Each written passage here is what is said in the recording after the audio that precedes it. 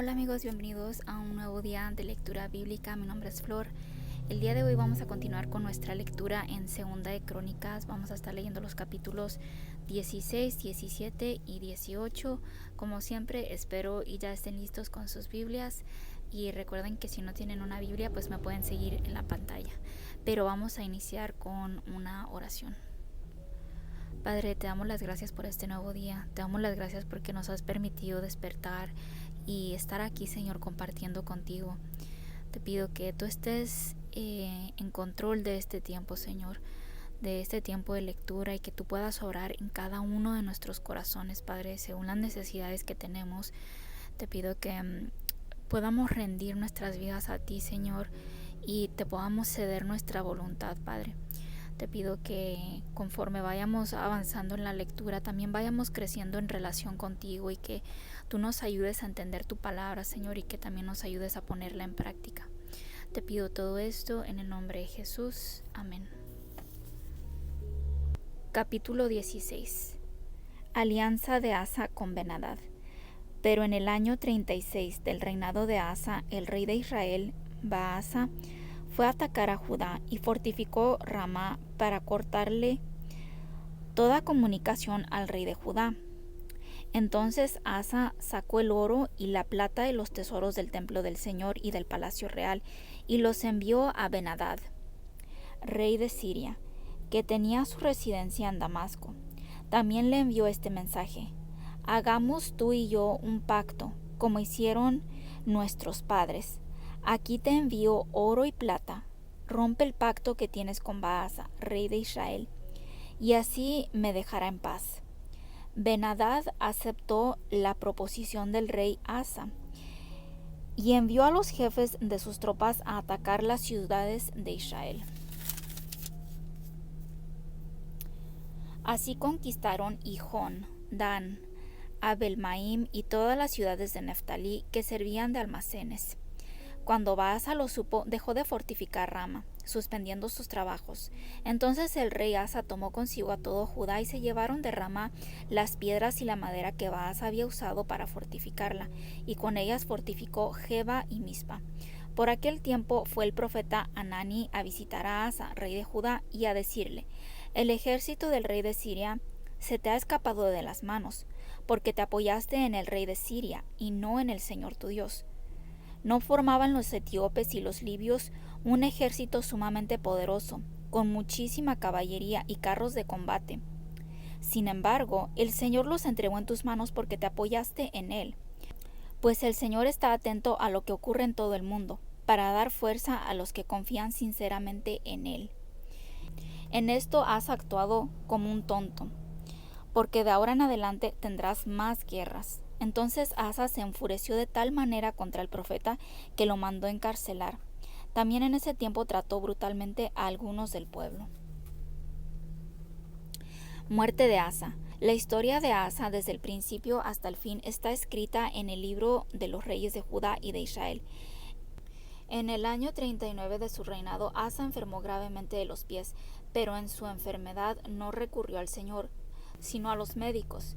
Murió en el año 41 de su reinado, y lo enterraron en el sepulcro que había mandado hacer en la ciudad de David. Lo colocaron en una camilla llena de perfumes y de toda clase de sustancias aromáticas hábilmente preparadas. Luego encendieron en su honor una enorme hoguera. Capítulo 17. Reinado de Josafat. En lugar de Asa, reinó su hijo Josafat, quien se mostró fuerte en Israel. Puso tropas en todas las ciudades fortificadas de Judá y destacamentos en todo el territorio de Judá y en las ciudades de Efraín, que Asa, su padre, había conquistado. El Señor estuvo con Josafat porque procedió como David, su antepasado, lo había hecho al principio. No sirvió a las diversas representaciones de Baal, sino al Dios de su padre, cumpliendo sus mandamientos, sin seguir el ejemplo de la gente de Israel. Por eso el Señor consolidó bajo su mando el reino. Todo Judá le hacía regalos y llegó a tener grandes riquezas y honores. Siguió con orgullo el camino trazado por el Señor, y una vez más quitó de Judá los santuarios paganos y las representaciones de acera. En el tercer año de su reinado, envió a sus funcionarios Benail, Abdías, Zacarías, Natanael y Micaías para enseñar en las ciudades de Judá, y con ellos a los levitas Semaías, Netanías, Zebadías, Asael, Semiramot, Jonatán, Adonías, Tobías y Tobadonías. Los acompañaban los sacerdotes Elisama y Joram. Los envió para que, con el libro de la ley del Señor, enseñaran a la gente de Judá. Y ellos recorrieron todas las ciudades de Judá, enseñando al pueblo. Entretanto, todos los reinos de los países que rodeaban a Judá sentían tal miedo al Señor que no se atrevían a pelear contra Josafat. Al contrario, algunos de los filisteos traían regalos y plata como tributo a Josafat, y los árabes le llevaron 7,700 carneros e igual cantidad de chivos.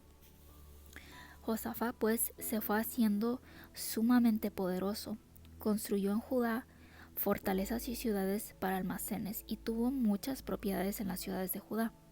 Tuvo también soldados muy valientes en Jerusalén, cuya lista, según su registro por familias, es la siguiente. Por Judá, como comandante de los jefes de batallón, estaba Adnás, con 300,000 soldados. Junto a este estaba el jefe Joanán, con 280,000 soldados, y junto a él Amasías, hijo de Sicri, que se había ofrecido voluntariamente para servir al Señor, con 200,000 valientes soldados. Por Benjamín estaba Eliada, un valiente guerrero con 200,000 hombres armados con arcos y escudos, y junto a él Josabad, con 180,000 hombres en pie de guerra. Estos estaban al servicio del rey, sin contar los que el rey había destinado a las ciudades fortificadas de todo Judá. Capítulo 18.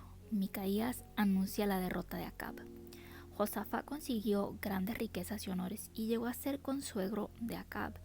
Después de algunos años, Josafat fue a Samaria a visitar a Acab, el cual, para festejar a Josafat y a sus acompañantes, mató muchas ovejas y reses y trató de incitarlo a atacar a Ramot de Galad. En efecto, Acab, rey de Israel, preguntó a Josafat, rey de Judá: ¿quieres acompañarme a marchar contra Ramot de Galad?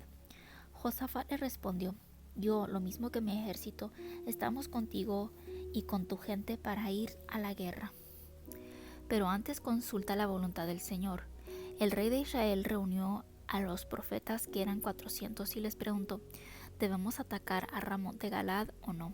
Y ellos respondieron: atácala, porque Dios te la va a entregar. Pero Josafat preguntó: ¿no hay por aquí algún otro profeta del Señor a quien también podamos consultar? El rey de Israel contestó a Josafat: hay uno más por medio del cual podemos consultar al Señor. Es Micaías, hijo de Imla, pero lo aborrezco, porque nunca me anuncia cosas buenas, sino siempre malas. Pero Josafat le dijo: no digas eso. Enseguida el rey de Israel llamó a un oficial y le ordenó: pronto, que venga Micaías, hijo de Imla. Tanto el rey de Israel como Josafat, el rey de Judá, tenían puesta su armadura y estaban sentados en sus tronos en la explanada a la entrada de Samaria. Y todos los profetas caían en trance profético delante de ellos. Sedequías, hijo de Kenaana, se había hecho unos cuernos de hierro y gritaba: así ha dicho el Señor, con estos cuernos atacarás a los sirios hasta exterminarlos. Todos los profetas anunciaban lo mismo. Decían al rey: ataca a Ramot de Galad y obtendrás la victoria, pues el Señor va a entregarte la ciudad.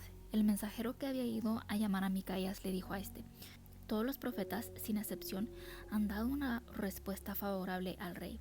Así pues, te ruego que hables como todos ellos y anuncies algo favorable. Micaías le contestó: juro por el Señor que solo diré lo que mi Dios me ordene decir. Luego se presentó ante el rey y el rey le preguntó: Micaías, ¿debemos atacar a Ramot de Galad o no? Y Micaías dijo: atáquenla y obtendrán la victoria, pues Dios se la va a entregar. Pero el rey le respondió: ¿cuántas veces te he de decir que bajo juramento me declares solo la verdad en el nombre del Señor? Entonces Micaías dijo: he visto a todos los israelitas desparramados por los montes como ovejas sin pastor, y el Señor ha dicho: estos no tienen dueño, que cada uno vuelva en paz a su casa. El rey de Israel dijo a Josafat: ¿No te he dicho que este hombre nunca me anuncia cosas buenas, sino solo cosas malas?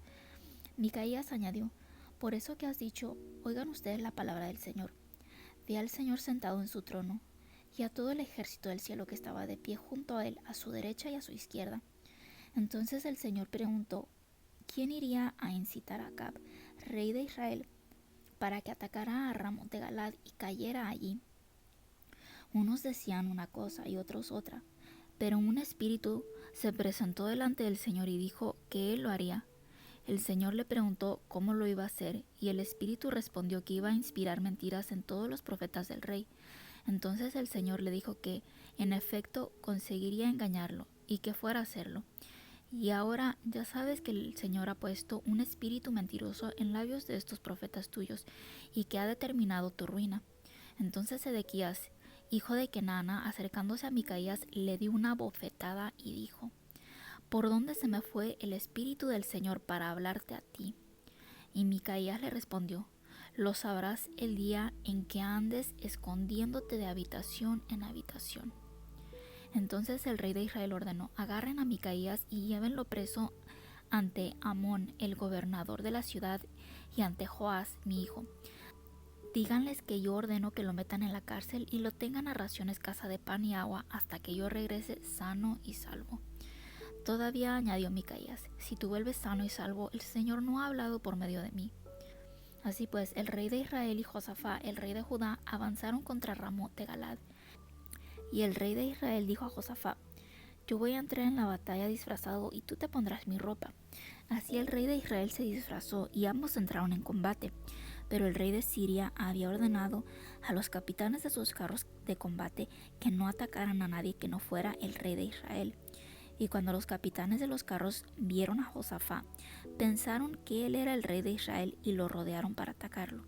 Entonces Josafat gritó pidiendo ayuda, y el Señor le ayudó. Dios los apartó de él. Pues al ver ellos que no era el rey de Israel, dejaron de perseguirlo.